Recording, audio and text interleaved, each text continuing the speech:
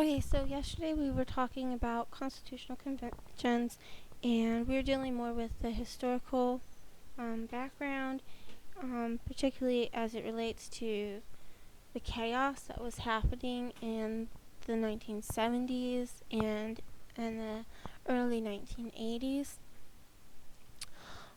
So then I was going to try to move on to what was more current news and what's being called the Article V, or I suppose Article 5 conventions. And I ran out of time yesterday and I couldn't really dive into the newer stuff. So part of today's episode was actually recorded yesterday, and before I realized I was out of time. So I will include all the links to the articles read and mentioned today with this video posting of this, or wherever this if the MP3 is posted. Those links will be included, except for perhaps one, because the very first one, I read it yesterday and I didn't save the link, and when I tried to go back and find it, I couldn't find that exact article, although I found some more on that topic by the same author. I couldn't find the particular one that I had read yesterday, but I will try to find that, to include that. So I think there was 3 or 4 articles I read just in this episode. But anyway, without further ado, here's the articles. And this article is written by Joe Wolverton II, and this is published in the New American, and it was published Wednesday, February 26, 2014. Although leadership of the movement to call for an Article V Convention of States go to great lengths to assure supporters that this meeting would not be a constitutional convention, in quotation marks, the message apparently hasn't reached the Illinois state legislature. The short description of the bill provided on the official website of the Illinois General Assembly is U.S. Constitutional Convention. This Freudian slip will surely result in a phone call from some big money backer of the Article V Convention within hours of the publication of this article.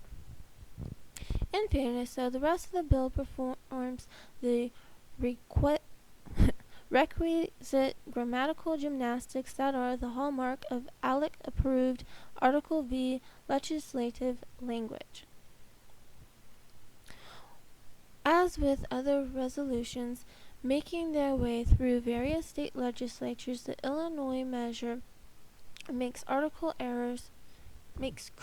errors in its application of the letters of the Article V of the Constitution.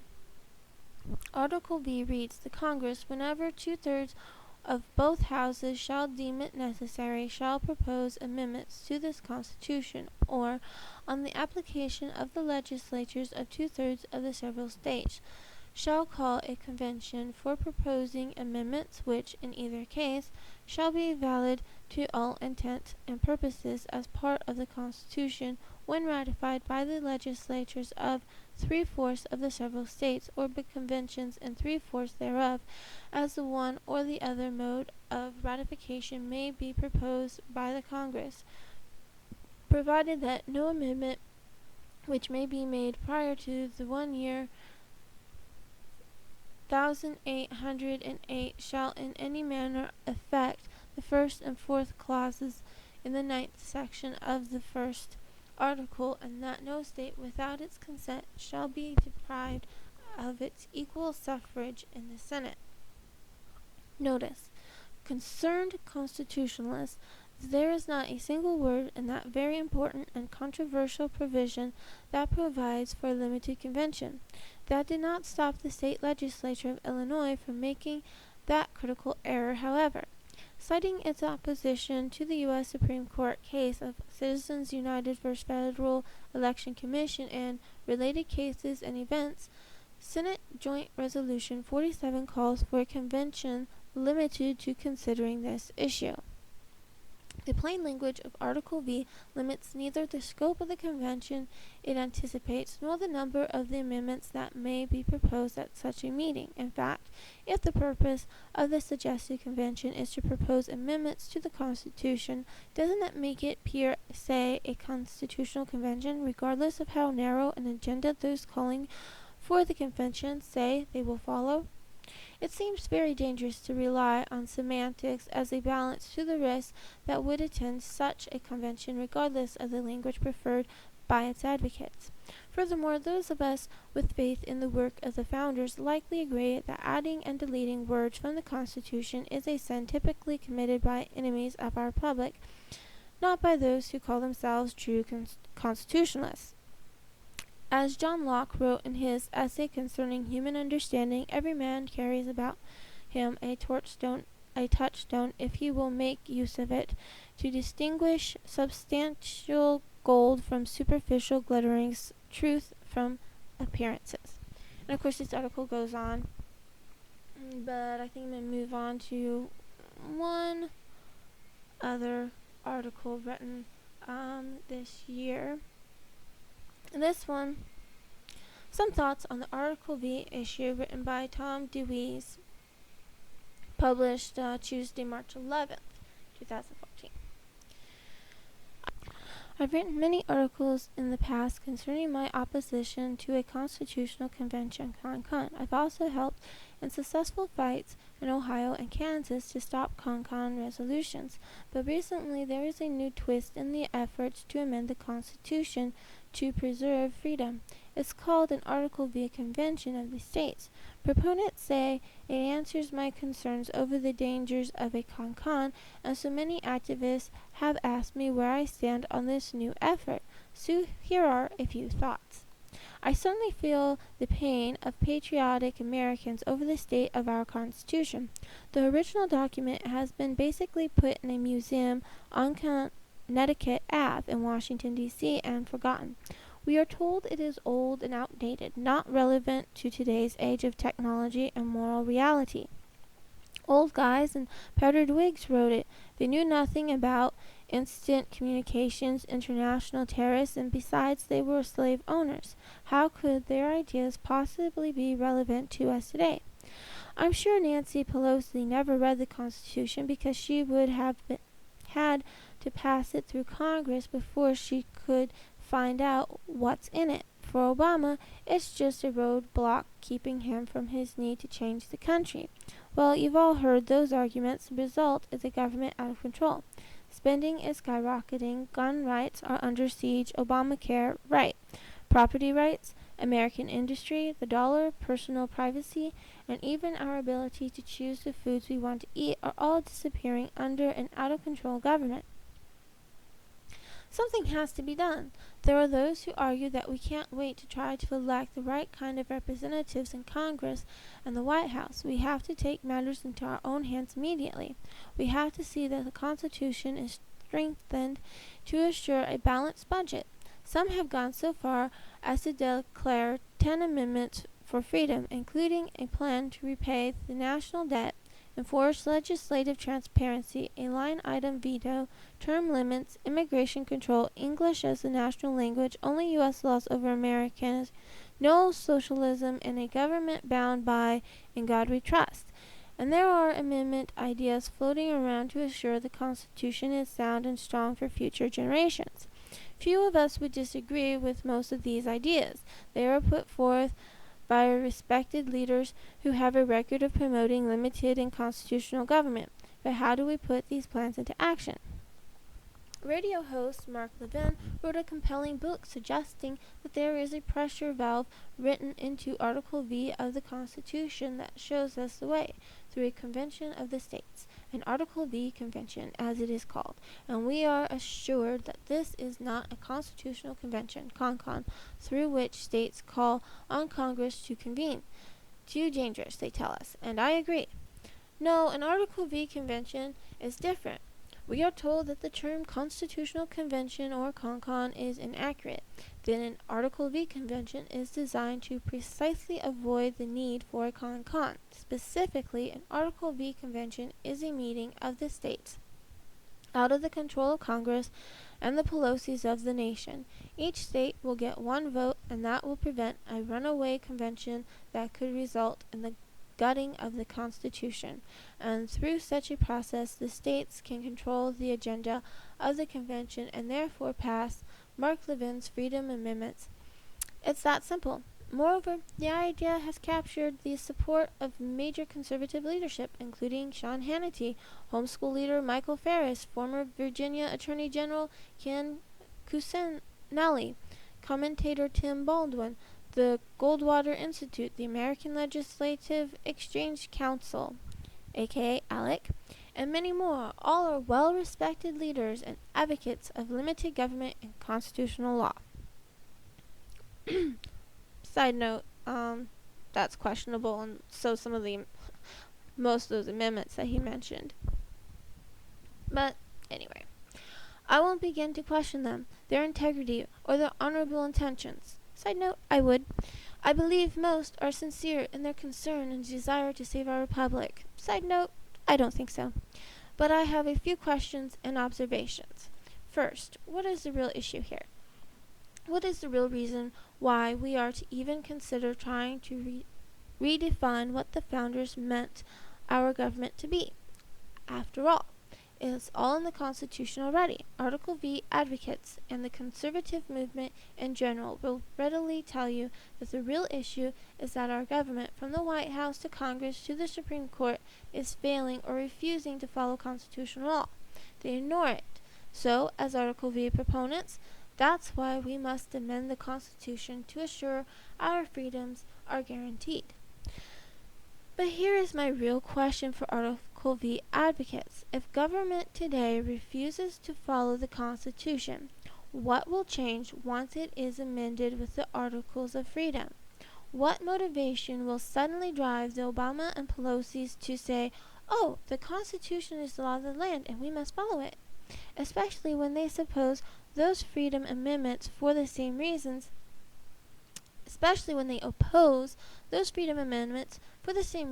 they today ignore the entire Constitution. The progressives who are in charge simply do not believe in balanced budgets, gun rights, and control of our borders. In addition, they really don't care what a majority of Americans want either. So an argument that the passage of the amendment will confirm that Americans want such a government cuts no ice with them. Frankly, I believe that if we don't change the atmosphere and mindset in the nation to one that supports the ideas behind our Constitution, free market, individual liberty, limited government, and private property rights, then all the amendments in the world aren't going to change the drive toward more and more government.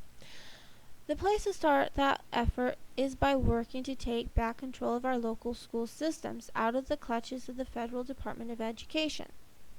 Then if we do first succeed in changing the mindset of the nation to accept our ideas, a convention won't be needed. We will have the necessary support around the nation to elect the right kind of representatives to restore constitutional law through their legislative action. That, I believe, is the real task that lies ahead of us. There is no shortcut or silver bullet around it. And this article goes a little longer, but I'm just going to comment on this and say he raises some good points. It is very important to change people's mindsets. That is an honest and valid point. However, I take exception to his notion that we're going to do it through the public school system. The public school system was developed for the sole purpose of controlling how the next generation thinks. No, the answer is not in the public school system. The answer would be in homeschooling, maybe even private schools, and things like that. We should get rid of as much federal control over the school system as possible, but still, there's going to be state control of how kids think. And eventually, it will loop right back into the federal hands, because that's the whole purpose of the public school system. And I know there's a lot of good people who are teachers or even principals in the public school system, and they're trying to do their best to make it better. and that's, a different topic. But look, you can only fix something that is that broken, intentionally broken. You can only do so much with that. If you're going to genuinely change mindsets, parents have to take responsibility for their kids in everything. Get involved, actually make sure, check what kind of information they're taking in, and talk to them.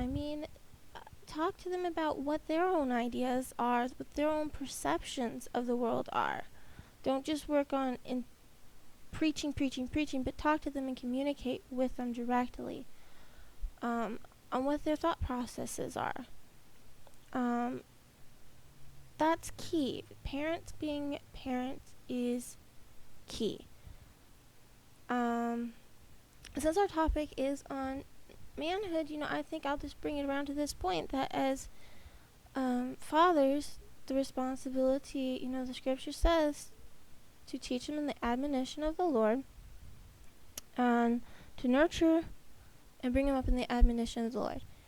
And those two words there, the nurture is to instruct, and the admonition is to correct. So I'm just going to leave it at that point, because I don't want to be preaching to the men, but there you go. That's how we're going to bring it around to our theme for this month. Like I said, I really wanted to do more topics on the radio show, but I don't want to be preaching to you guys, by myself like that. I don't think that's appropriate. Okay, so we're going to move on. There's so many other articles on this, and I did a quick search because I just wanted to see if there was something more current, since the other articles were from February and March.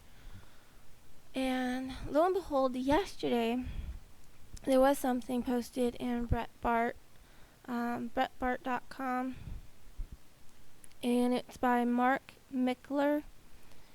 An article v. convention, also known as the Convention of States, has quietly become a political inevitability as state legislatures all over the nation consider how to rein in the federal government's unprecedented overreach and abuse. The Founding Fathers placed what has been called a constitutional emergency code in the Constitution's 5th article, to be used by states in case the federal government grows beyond its legal boundaries. In 2014, 3 states passed the application to call a convention, and legislatures from 14 states have already committed to filing the application in 2015, with more states likely to follow suit. Congress must call a convention if 34 states pass the application for the purpose of proposing amendments to the Constitution. 3/4 of the states must ratify proposed amendments before they take effect. Since the movement is gaining momentum and there is no expiration date on the applications which have been passed already, the Convention of States has become the sleeper issue that will not only shape the 2016 presidential races, but will shape the course of our nation for decades to come. I get the impression that this particular article is in favor for the Constitution, and saying that it's inevitable, well, I'm afraid it probably is inevitable, but we'll see what happens. I don't know how much it'll affect the 2016 elections, but we'll see. Okay, moving on here, it says, last week a group of over 100 state legislators, most appointed as delegates from their states, came from all over the nation in Indiana to prepare for the Convention of States. The legislatures, who hailed from 33 states, attempted to establish the structure and rules of convention. Though Article V is clear about Congress's duty to call a convention upon 2/3 of the states passing applications, each convention sets its own rules once it convenes. This group, the Assembly of State Legislatures, formerly the Mount Vernon Assembly, hammered out some processes to which the states could possibly agree upon via resolution. They made decisions about how to officially adopt delegates and procedural protocols based on historical precedences. Two of the issues decided were: 1. All states of an Article V gathering will receive one vote to comply with historical precedent. 2. Mason's Manual, the parliamentary manual designed and specifically for state legislatures, will be the basic source for convention rules. These rules were not meant to bind the future convention, rather they provide starting points to facilitate the first Article V convention of states, though not the first convention attended by multiple states. By hammering out these topics in advance, the legislatures will help stave off any criticism of a runaway convention. In fact, the federal government, according to the attendees, is what can be accurately described as runaway. The federal government is totally out of control, Texas State Representative Paul Workman said after attending the meeting. Runaway federal spending, overregulation, and the usurpation of states' rights are crippling our economy. Time is running out to right the ship, and I believe a convention of states may be the best way to get the federal government under control. The convention of states support is mainly comprised of Republicans, Democrats, and Independents are joining the cause as the IRS scandal, the NSA, privacy concerns, and other instances of federal government's overreach dominate the news. On the Assembly's second day, delegates elected committee chairs and co-chairs for three committees: Rules and Procedures, Judiciary and Planning, Communication, and Finance. Importantly, the working committees of the Assembly of State Legislatures have bipartisan leadership, with a Democrat and Republican legislator serving as co-chairs for each. Oh, sure. Two wings of the same bird, but yeah, that's great, Good grief, if they really wanted bipartisan, you'd have two independents co-chairs.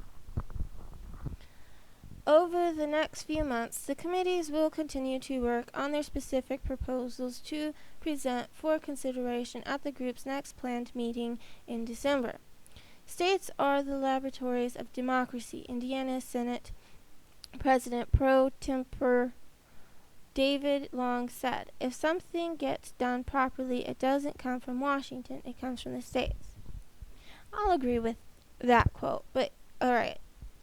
I know I just ranted on the Democrats and Republicans real quick on that last paragraph there, and I just want to go back to that. The Democrats and Republicans have been controlling Washington, D.C. So now the same people who controlled Washington, D.C. are controlling the convention. And this is supposed to bring about positive change. No, don't be ridiculous.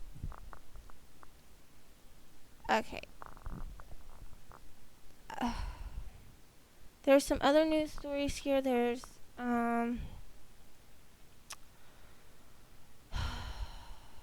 March of 2011. This is, yesterday's episode should indicate this is a ongoing, continuing story that goes back. It goes back to 76. It was a big issue in the 80s. It's back again. John Wolverton III wrote an article called Constitutional Convention 10-Point Refutation on March 16th, 2011. So even our current convention movement has a lot of baggage and history to it.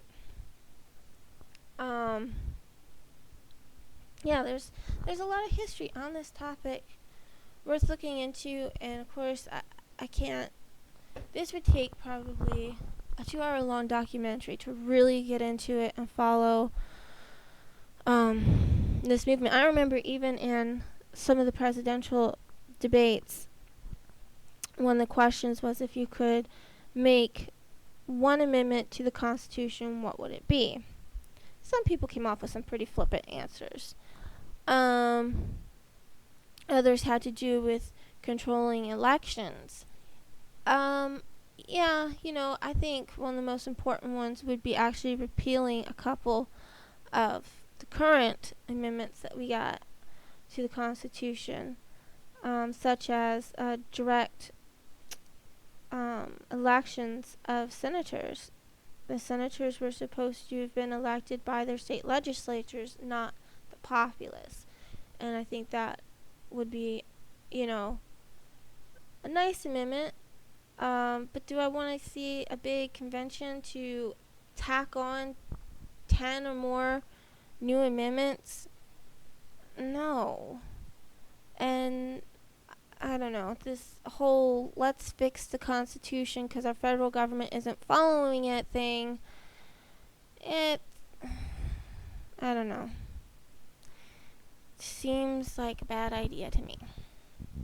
Okay, so that's it for today.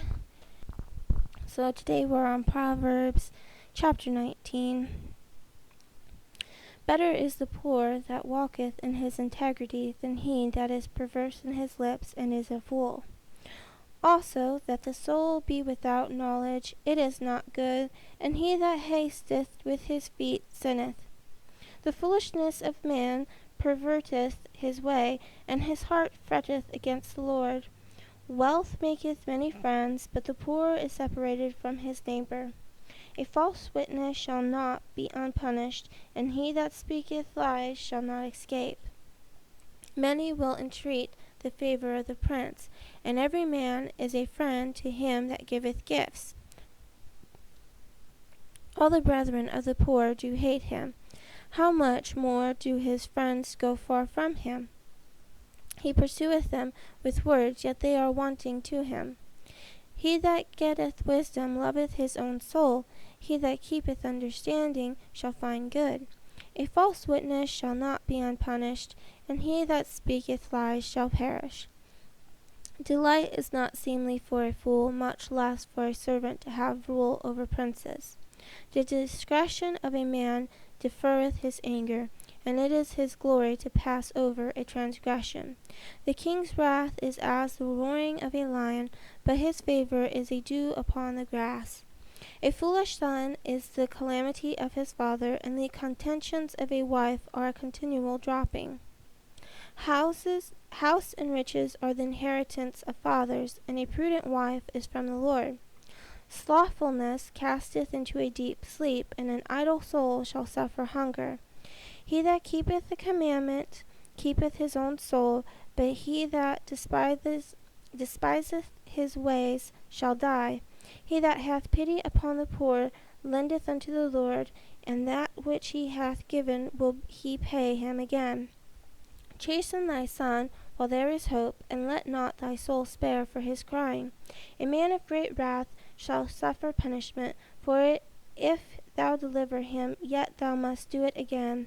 Hear counsel, and receive instruction, and thou mayest be wise in thy latter end. There are many devices in a man's heart, nevertheless the counsel of the Lord that shall stand. The desire of a man is his kindness, and a poor man is better than a liar. The fear of the Lord tendeth to life, and he that hath it shall abide satisfied. He shall not be visited with evil.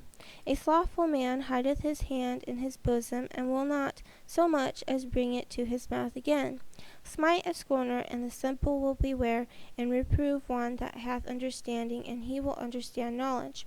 He that wasteth his father, and chaseth away his mother, is a son that causeth shame, and bringeth reproach.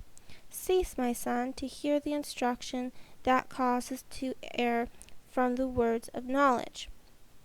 An ungodly witness scorneth judgment, and the mouth of the wicked devoureth iniquity. Judgments are prepared for scorners, and stripes are the back of fools.